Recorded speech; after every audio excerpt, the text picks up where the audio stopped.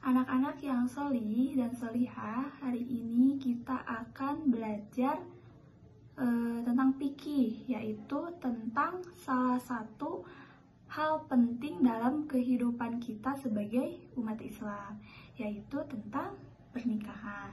Nah, jadi pernikahan itu bukan hanya soal cinta, tapi juga ibadah kepada Allah dan cara terbaik membangun kehidupan yang tenang dan bahagia. Yuk kita pelajari bersama. Nah, jadi sebelum kita lanjut ke materi, apa ada yang tahu apa itu pernikahan? Nah, jadi pernikahan itu kalau dalam Islam bisa disebut dengan akad, yang artinya perjanjian suci. Nah, jadi di mana perjanjian suci antara laki-laki dan perempuan untuk hidup bersama sebagai suami istri secara syah menurut syariat Islam. Nah, tentunya ada tujuannya juga. Nah, tujuannya untuk menikah itu adalah membangun keluarga yang sakinah, mawadah, dan warohmah. Seperti yang telah dijelaskan Quran Surat Ar-Rum ayat 21, yang mana artinya, dan di antara tanda-tanda kebesarannya ialah dia menciptakan pasangan-pasangan untukmu dari jenismu sendiri, agar kamu cenderung dan merasa tentram keduanya, dan dia menjadikan di antaramu rasa kasih dan sayang. Nah, di sini ibu karena materinya terlalu panjang, jadi ibu membagi menjadi beberapa poin. Nah, di dalam tema pernikahan dalam Islam ini, ibu membagi menjadi 11 poin. Yang pertama itu tadi pengertian pernikahan, dan yang poin selanjutnya itu ada hukum pernikahan. Nah, jadi hukum menikah itu tergantung kepada kondisi bagaimana orangnya. Bisa jadi wajib, sunat, mubah, makruh, dan bisa jadi haram. Nah, untuk hukum menikah wajib itu bila sudah mampu dan takut terjerumus ke zina. Dan untuk hukumnya sunnah itu bila mampu tapi belum takut berbuat maksiat. Nah, untuk hukumnya mubah itu bila menikah atau tidak menikah itu tidak berdampak negatif. Nah, kalau untuk hukumnya makruh itu bila dikhawatirkan tidak bisa berlaku adil atau tidak mampu memberi nafkah. Nah, dan yang terakhir untuk hukumnya haram itu bila diniatkan menyakiti pasangan atau tidak sanggup memenuhi hak-hak dan tanggung jawabnya. Lalu ada poin selanjutnya itu ada hitbah, atau hitbah itu bisa disebut melamar. Nah, hitbah itu adalah proses permintaan untuk menikah. Nah, anak-anak yang solih dan solihah, untuk poin selanjutnya itu ada hitbah, atau yang disebut hitbah itu melamar. Jadi hitbah itu adalah proses permintaan untuk menikah. Nah, biasanya sebelum menikah, laki-laki ketika melamar perempuan itu di Islam itu diajarkan untuk yang pertama itu harus meminang secara sopan dan baik. Tidak ini ya, harus sopan, tidak ada paksaan. Terus yang kedua, boleh melihat calon suami atau istri untuk mengenalnya, tetapi harus tetap dijaga batasan adabnya gitu ya. Jangan karena sudah dipinang, sudah dilamar, ya sudah terikat, jadi sering kemana-mana berdua-duaan gitu ya. Jadi harus tetap dijaga adabnya. Terus yang terakhir itu tidak boleh merebut pasangan orang lain. Itu untuk hitbah. Nah, dan untuk poin selanjutnya itu ada mahram dan perempuan yang haram dinikahi. Nah, perempuan yang haram dinikahi itu terbagi pada dua bagian. Ada yang selamanya atau disebut dengan mu'abbad. Nah, itu yang haram dinikahi perempuan itu ada ibu, anak kandung, saudara kandung, mertua, bibi, dan sejenisnya. Terus yang kedua ada sementara atau disebut mu'akot. Nah, itu ada perempuan yang dalam masa iddah dan istri orang lain. Nah, kalau yang perempuan dalam masa iddah itu harus menunggu dulu masa iddahnya. Terus kalau istri orang lain itu tidak boleh ya, kecuali sudah berpisah gitu. Terus poin selanjutnya itu ada kafa'ah atau yang disebut dengan kesetaraan dalam pernikahan. Jadi kafa'ah itu berarti menikah itu harus setara dalam segi agama, akhlak, kemampuan dari ekonomi atau finansialnya.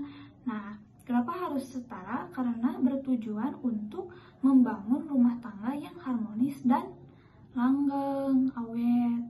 Mungkin kalau misalnya tidak setara, mungkin bisa saja nanti akan terjadi perbedaan juga ya dari segi pemikiran, jadi tidak sefrekuensi gitu ya kalau zaman sekarang.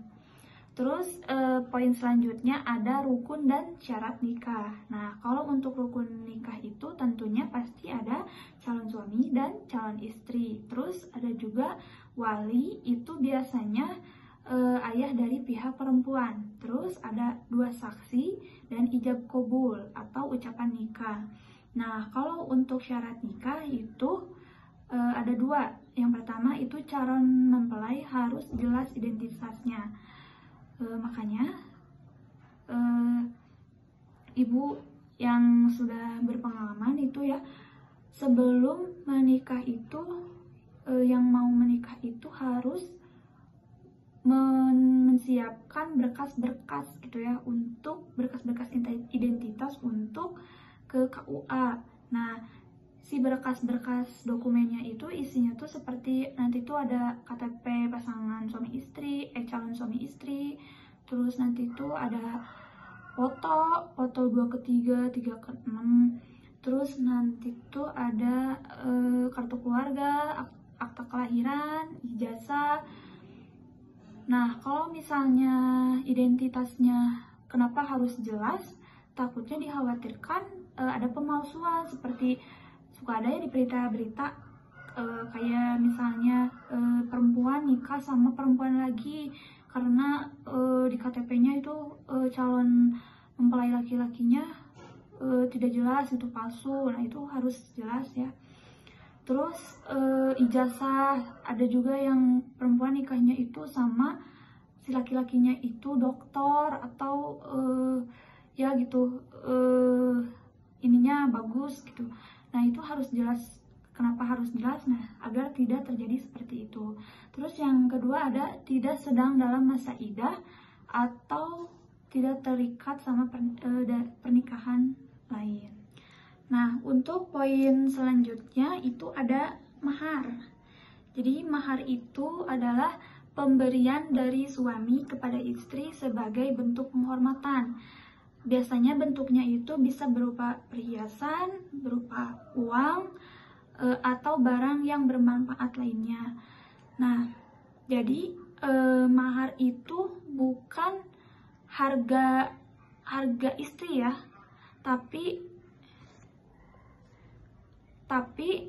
bentuk penghormatan dan tanggung jawab. Nah, terus mahar juga jangan memberatkan pihak laki-laki dan jangan merendahkan pihak perempuan. Itu mahar. Nah, poin selanjutnya itu ada talik talak atau bisa disebut dengan perjanjian pernikahan. Nah, jadi apa itu talik talak? Jadi talik talak itu adalah janji atau syarat yang diucapkan suami setelah akan nikah. Jadi janji ini berkaitan dengan perceraian atau talak dan biasanya sudah disiapkan sebelumnya. Dan talik talak ini dibacakan langsung setelah akad. Misalnya contohnya itu apabila saya meninggalkan istri saya selama berturut-turut 6 bulan tanpa tanpa memberi nafkah lahir batin, maka jatuh talak 1 baginya. Nah, jadi meskipun kelihatannya seperti perjanjian cadangan, tapi sebenarnya ini adalah bagian dari perlindungan hukum dalam Islam untuk istri. Nah, lalu untuk poin selanjutnya itu ada macam-macam pernikahan yang dilarang. Itu terbagi kepada 4 bagian ya. Nah, yang pertama itu ada nikah mut'ah. Jadi nikah mut'ah itu bisa disebut dengan nikah kontrak. Nah, jadi pernikahan ini dibatasi waktunya. Jadi misalnya contohnya menikahnya itu 1 minggu atau 1 bulan. Nah, ketika kontraknya itu habis, maka pernikahannya juga berakhir gitu, langsung cerai gitu ya.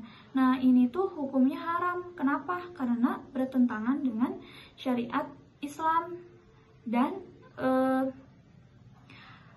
karena tujuan pernikahan itu kan untuk membangun rumah tangga yang permanen, yang tadi langgeng, makanya diharamkan. Terus yang kedua ada nikah shigor atau yang disebut dengan tukar menukar pasangan. Jadi menukar perempuan tanpa mahar. Contohnya misalnya, saya nikahkan kamu dengan adikku asalkan kamu menikahkan aku dengan adikmu. Nah, jadi ini tuh haram ya. Kenapa? Karena tadi tidak ada mahar dan mengandung unsur pernikahan paksaan. Nah, terus yang ketiga ada nikah tahlil atau yang disebut dengan rekayasa agar bisa menikah lagi. Jadi pernikahan ini disengaja agar wanitanya itu bisa kembali menikah dengan suami pertamanya setelah jatuh talak 3. Nah, biasanya pria yang keduanya itu diminta untuk menikahi wanita itu lalu menceraikannya. Misalnya perempuannya itu namanya Citra. Nah, Citra ini tuh menikah dengan suami pertamanya itu namanya Akbar. Nah, terus suami yang pertamanya itu menyebutkan ini jatuh talak 3 ke istrinya itu. Nah, terus pas udah terjadi perceraian, suaminya itu mau minta rujuk gitu ya, rujuk kembali. Nah, kalau di syariat Islam itu kan kalau misalnya terjadinya talak 3 terus mau kembali, itu perempuannya itu harus menikah dulu dengan laki-laki lain. Nah, tetapi ketika perempuan ini menikah dengan laki-laki lain yang suami yang kedua, si suami yang keduanya itu ini kata mantan suaminya yang pertama itu ngomong, kamu nikahin istri saya tapi jangan mencampuri gitu ya, jangan mencampuri istri saya gitu, jangan berhubungan.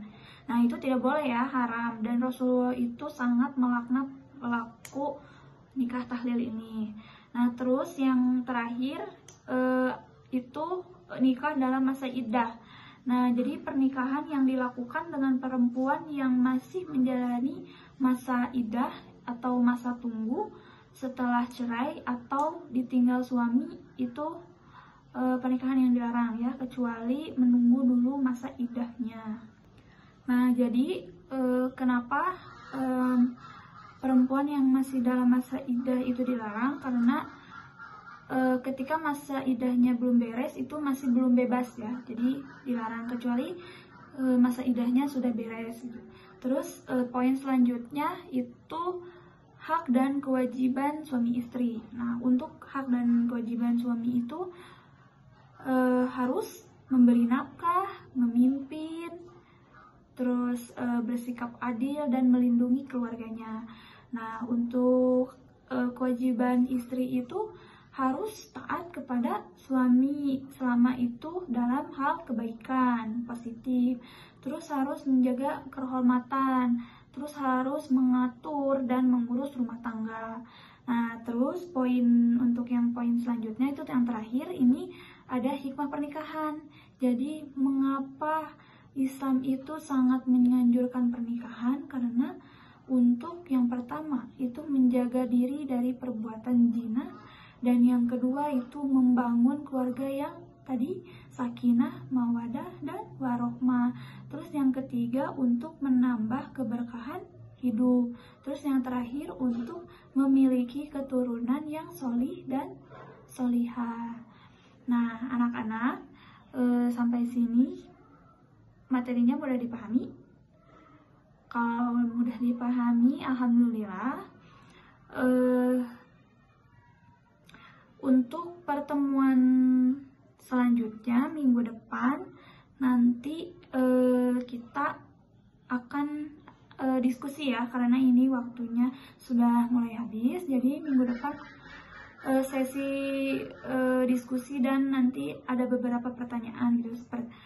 Nah, lalu sekarang ditutup saja dengan doa bareng-bareng. Alhamdulillahirabbil alamin. Robbana atina fid dunya hasanah wa fil akhirati hasanah wa qina adzabannar. Aqulu qouli hadza wa astaghfirullahi li wa lakum. Wassalamualaikum warahmatullahi wabarakatuh. Terima kasih.